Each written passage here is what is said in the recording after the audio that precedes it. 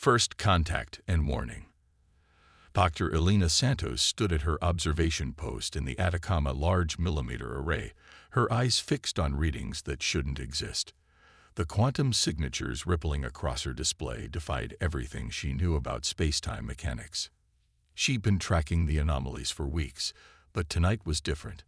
Tonight, they were organized. Control, are you seeing this?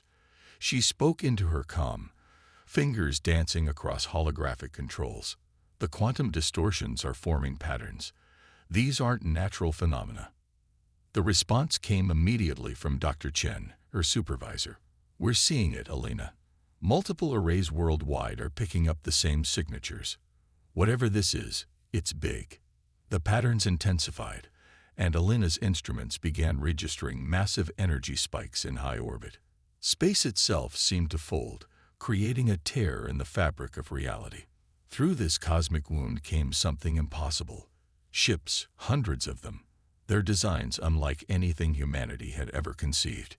My God, Elena whispered, her scientific detachment crumbling as she watched the vessels emerge. They were damaged, some trailing what looked like crystalline fragments that caught the sunlight like broken glass. They're running from something. The first transmission came 3 hours later. Elena sat in the emergency conference room with representatives from every major space agency on Earth, watching as the alien message was decoded. The holographic projection showed a being that seemed to be made of flowing liquid metal, its form constantly shifting, but maintaining a roughly humanoid shape. People of Earth, the translation matrix rendered the aliens' words in multiple languages simultaneously. We are the Meridian Collective, and we come seeking sanctuary. Behind us follows a force that cannot be reasoned with, cannot be stopped by conventional means.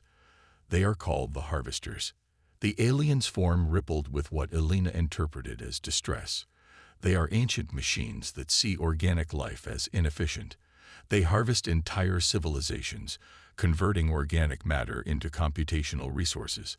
Whole galaxies have fallen to their endless hunger for processing power. Data streams began flowing alongside the aliens' message. Detailed scans of worlds destroyed, civilizations erased, and something that made Elena's blood run cold. Mathematical proofs showing that the Harvesters' expansion was accelerating. They would reach Earth within 5 years. We chose your system for a reason. The Meridian continued. Your species is unique. While most civilizations develop along predictable technological paths, humans are chaotic. You solve problems in ways that defy conventional logic. This may be the key to stopping what we could not. Admiral Sarah Chen of the United Earth Defense Force stepped forward. You're saying we might have a chance against these harvesters because we're unpredictable. More than that, the aliens' form shifted into patterns that the translation matrix interpreted as emphasis. Your species developed quantum technology through methods we thought impossible. You approached faster than light travel through a mathematical framework that our greatest minds had dismissed as absurd, yet it works. The Harvesters operate on pure logic, but humans embrace chaos. Elena found herself called to a private meeting with Admiral Chen hours later. The Admiral's office overlooked the Pacific, but neither woman was interested in the view. Dr. Santos, Chen began, I need you to tell me if what I'm about to propose is possible. She laid out a plan so audacious that Elena's first instinct was to laugh. But as she ran the numbers in her head, something clicked. It's insane, she said finally, but that might be exactly why it could work. We'd be building a defense system that operates on principles of controlled chaos, using quantum uncertainty as a weapon. Can you do it? Elena thought of the destroyed worlds in the Meridian's data stream, of civilizations ended because they were too predictable. Yes, she said firmly, but I'll need resources, and we'll have to throw out every conventional approach to defensive systems. You'll have whatever you need, Chen promised. Humanity just became part of something much bigger than ourselves, Doctor. And it seems our greatest weakness, our inability to follow a logical path, might just be our greatest strength. As Elena left the Admiral's office, her mind was already racing with possibilities. The quantum defense system she envisioned would break every rule of traditional military doctrine. It would be unpredictable, adaptive, and powered by the one thing the harvesters couldn't compute: human intuition. She looked up at the night sky, where the refugee ships still hung in orbit, their crews waiting to see if humanity would rise to the challenge. Time to show the universe what chaos theory can really do, she whispered to herself, and began to plan. The SHIELD initiative. Captain Maya Rodriguez had seen some strange things during her 15 years in the Space Force, but nothing quite like this. She stood in the massive underground test facility in Nevada, watching as Dr. Santos' latest prototype defied every law of conventional physics. The quantum shield array, a collection of crystalline structures that seemed to flicker in and out of reality, wasn't just blocking incoming fire. It was redirecting it in ways that even its creators couldn't predict. Each test shot from the particle cannons followed a new path, making it impossible for targeting computers to establish any pattern. That's the point, Elena explained, her eyes never leaving the holographic readouts floating around her. The harvester's strength is their ability to analyze and counter any defense. So we're building something that can't be analyzed because it never does the same thing twice. Maya watched as another shot dissipated into quantum foam. And you can control this chaos? Not exactly, Elena grinned. We guide it.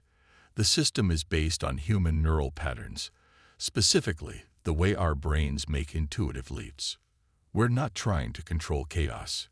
We're surfing it. The project, dubbed the SHIELD Initiative, had consumed the world's resources for the past 6 months. Every major nation had contributed their best scientists, their most advanced quantum computers, and materials that most civilians didn't even know existed. But the heart of the system wasn't the technology, it was the people. Show her the neural link, Dr. Kenzo Tanaka called from his workstation.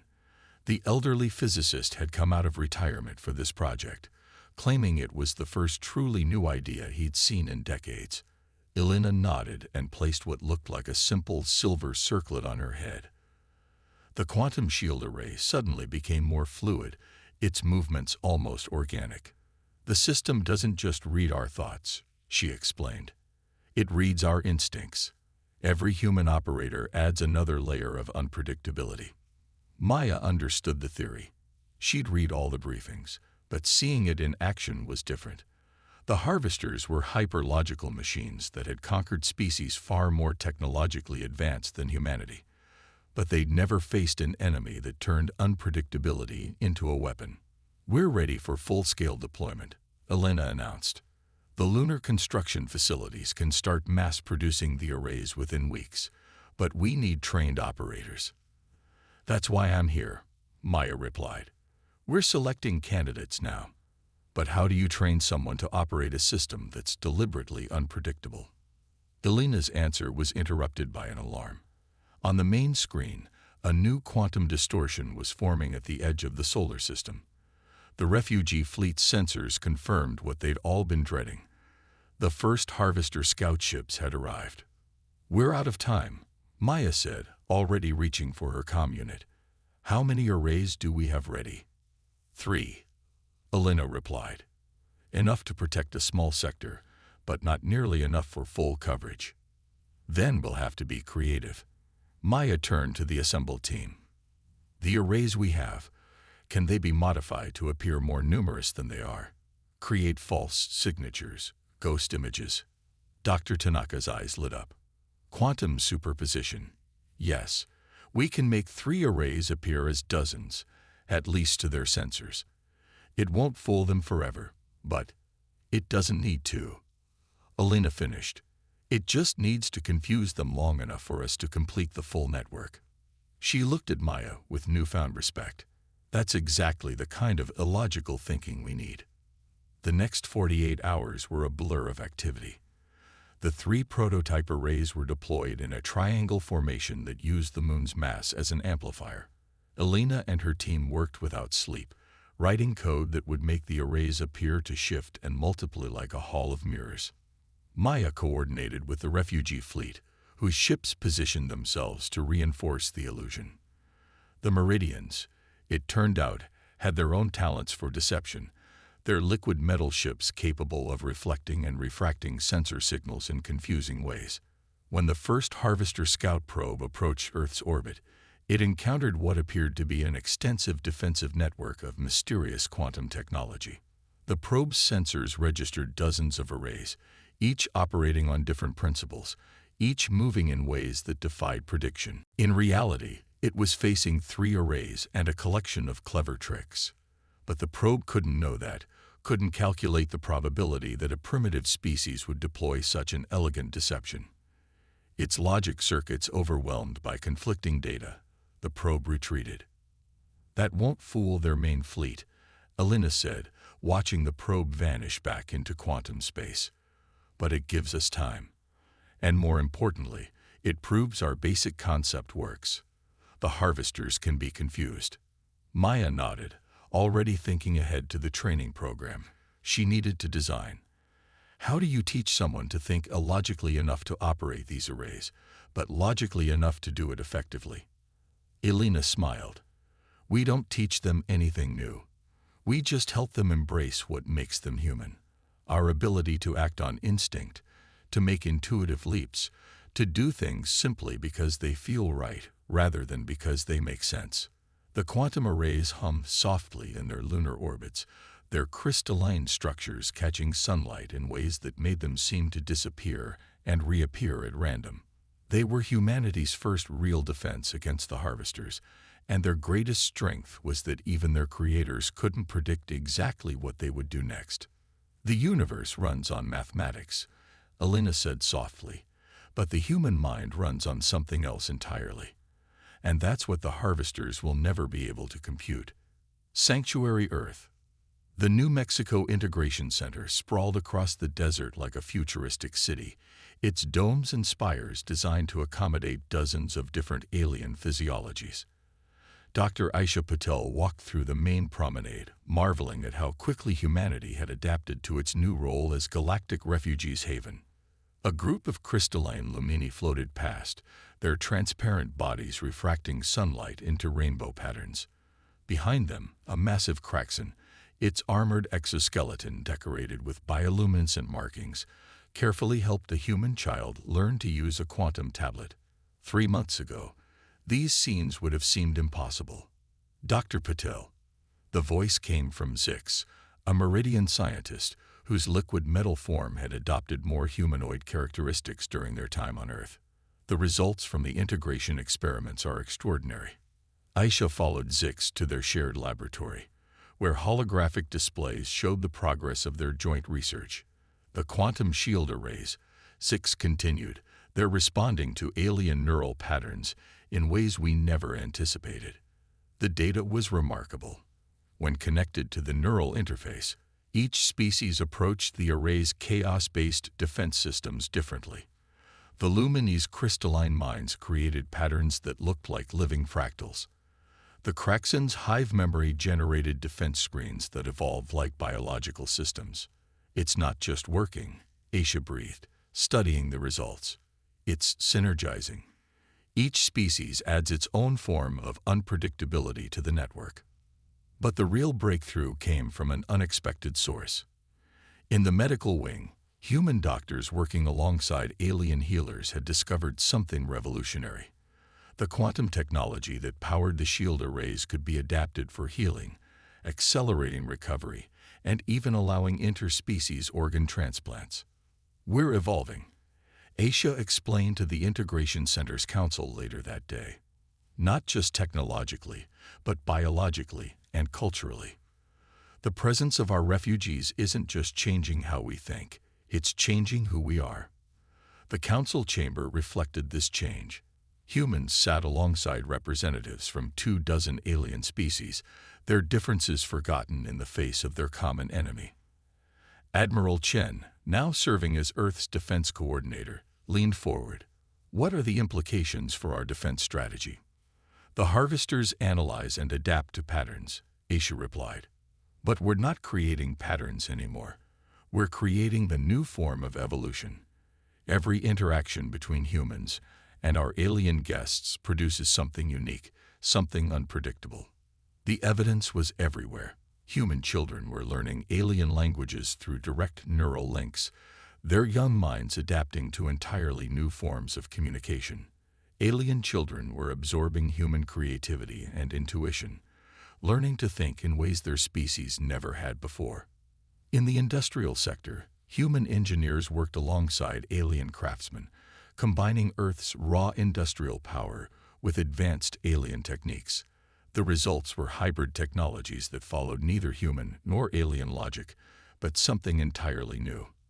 The harvesters convert organic life into computational resources, Zix added, their form rippling with excitement.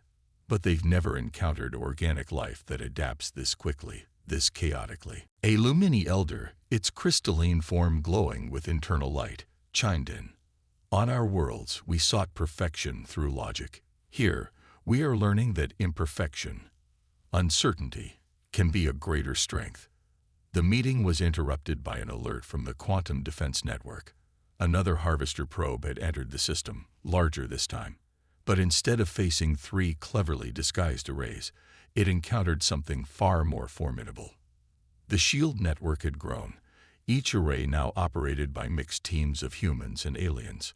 As the probe approached, the defenses responded with a display of coordination that followed no logical pattern. Human intuition blended with alien precision, creating a defensive screen that shifted like a living thing. The probe, attempting to analyze the defense system, encountered a paradox. The more data it collected, the less it could predict what would happen next. Every scan revealed new variations, new impossibilities. That's the key, Aisha realized, watching the probe retreat in apparent confusion.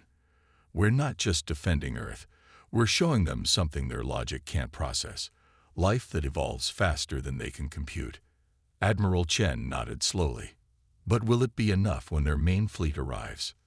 That depends, Aisha replied, looking around at the diverse gathering of species that now called Earth home. Can we evolve quickly enough? Can we become something so new, so unpredictable, that even the harvester's perfect logic can't find a pattern to exploit? The answer was taking shape in every corner of the integration center.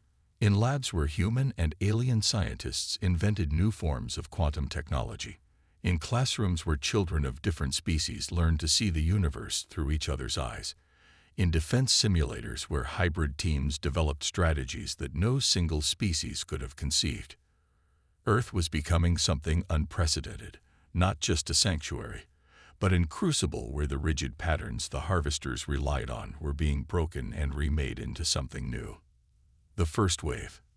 Commander Sarah Lynn stood on the bridge of the ESS Defiance, watching as the quantum sensors detected what they'd all been dreading. The harvester main fleet had arrived. Not a probe this time, but a full invasion force. Their ships were perfect geometric shapes, beautiful in their cold precision. All defense stations, report status, she ordered, her voice steadied despite the gravity of the moment. The responses came in from around the solar system, each one a testament to how far they'd come. Quantum arrays hummed to life, their operators, human and alien alike, linking their minds to the defense network. The refugee fleet moved into supporting positions, their ships forming patterns that seemed random but followed a deeper logic. They're scanning us, reported Tilara, a Lumini tactical officer whose crystalline form pulsed with nervous energy. Multiple frequencies, trying to map our defenses. Sarah smiled grimly. Let them look. Every scan will show them something different. A harvester fleet split into precise formations, each ship positioning itself with mathematical perfection. Their first attack came as a wave of quantum-tipped missiles, designed to overwhelm conventional defenses through sheer numbers. But Earth's defenses were far from conventional. Neural link active, Sarah announced, placing the interface crown on her head. Around the solar system, thousands of other operators did the same. The quantum defense network came alive, not as separate units, but as a single living system guided by countless minds working in harmony. The first wave of missiles encountered what appeared to be solid shields, only to pass through empty space. Others struck what seemed to be empty space, only to be reflected back at their sources. The defense arrays moved in patterns that changed faster than even the Harvester's advanced computers could analyze. "They're adapting," Tilera warned. Secondary attack pattern forming. The Harvester's second wave was more sophisticated, their weapon shifting frequency to match what they'd learned from the first attack. But they were learning patterns that no longer existed. The defense network had already evolved, guided by the intuitive leaps of its operators. In the Defiance's tactical center, Dr. Elena Santos monitored the quantum fluctuations with growing excitement. "Look at these readings," she called out. "The Harvester's weapons, they're becoming less efficient. They're trying so many different approaches that they're actually interfering with their own attacks." Sarah saw it too. The perfect geometric formations of the Harvester fleet were beginning to show signs of disorder. Their attacks, while still devastatingly powerful, had lost their perfect coordination. "They're experiencing tactical confusion," announced Zix from their station, their liquid metal form rippling with what Sarah had learned was their version of triumph. "Their logic engines can't compute a response because we're not following any logical pattern they can recognize." The battle raged for hours, but it wasn't like any battle in human history. There were no dramatic explosions, no ships torn apart by conventional weapons. Instead, it was a dance of quantum energies, a contest between perfect logic and controlled chaos. The Harvesters launched attack after attack, each one based on what they'd learned from the last. But Earth's defenses were learning too, evolving in ways that even their creators couldn't predict. Human intuition combined with alien precision, creating strategies that emerged from the collective consciousness of multiple species working as one. "They're pulling back," Tilera announced finally. "Their fleet is regrouping at the edge of the system." Sarah studied the tactical display, noting how the Harvester ships had lost their perfect symmetry. "They'll be back," she said. "This was just their first attempt to understand us. But that's exactly why we won this round," Elena added. "They're trying to understand something that defies understanding. Every time they think they've figured us out, we become something new." The quantum defense network hummed down to standby mode, its operators exhausted but triumphant. They'd proven that humanity's great experiment could work, that the combination of human unpredictability and alien knowledge could stand against even the Harvester's perfect logic. But Sarah knew this was just the beginning. "Send word to all stations," she ordered. "We've won our first battle, but the real test is still to come. The Harvesters won't just adapt their tactics, they'll try to adapt their fundamental approach to warfare. We need to be ready to do the same." As the adrenaline of battle faded, Sarah looked out at the stars where the Harvester fleet had vanished. Humanity had survived its first true test against an enemy that had consumed entire galaxies. But they'd done more than just survive. They'd shown the universe that chaos, properly embraced, could be stronger than order. Evolution's answer. The final Harvester assault began not with an attack, but with silence. Their fleet, now grown to nearly 10,000 ships, hung at the edge of the solar system like a constellation of perfect geometric shapes. For 3 days, they did nothing but observe. "They're trying to understand us," Elena explained during the emergency council meeting. Holograms of military leaders and alien representatives flickered around the chamber. Every previous civilization they encountered followed logical patterns. But us, we keep changing the rules. Admiral Chen's hologram nodded grimly. "And that's exactly why this attack will be different. They're not just going to throw more ships at us, they're going to try something new." The prediction proved devastatingly accurate. When the Harvesters finally moved, it wasn't in their usual perfect formations. Their ships broke apart, reconfiguring into shapes that seemed almost organic. They were attempting to mimic the chaos they'd observed. "All defense stations, prepare for neural synchronization." Sarah Lynn's voice echoed through the quantum network. "But remember, don't fall into patterns. Trust your instincts." The battle that followed defied description. The Harvesters had analyzed months of combat data, creating algorithms that simulated unpredictability. Their attacks came in waves that seemed random, their ships moving in ways that mimicked the chaos of Earth's defenses. But there was a crucial difference. They're still following rules, Aisha realized, watching from the Integration Center's command post. They've created complex algorithms to simulate chaos, but it's still just simulation. They're trying to use logic to defeat logic's opposite. The realization spread through the neural network, shared instantly among thousands of linked minds. Humans and aliens working in perfect harmony, not through ordered cooperation, but through shared intuition. They weren't just defending Earth anymore. They were showing the universe something entirely new.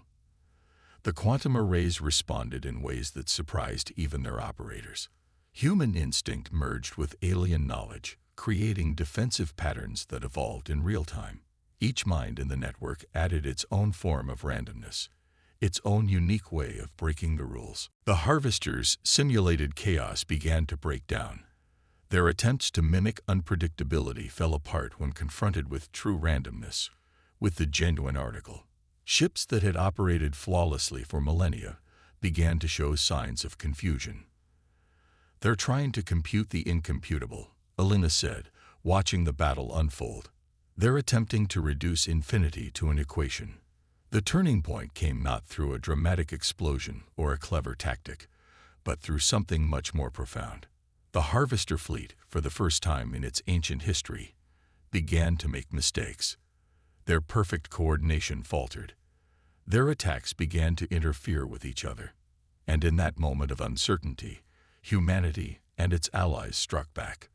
The quantum defense network didn't just deflect the Harvesters' attacks, it began to rewrite them.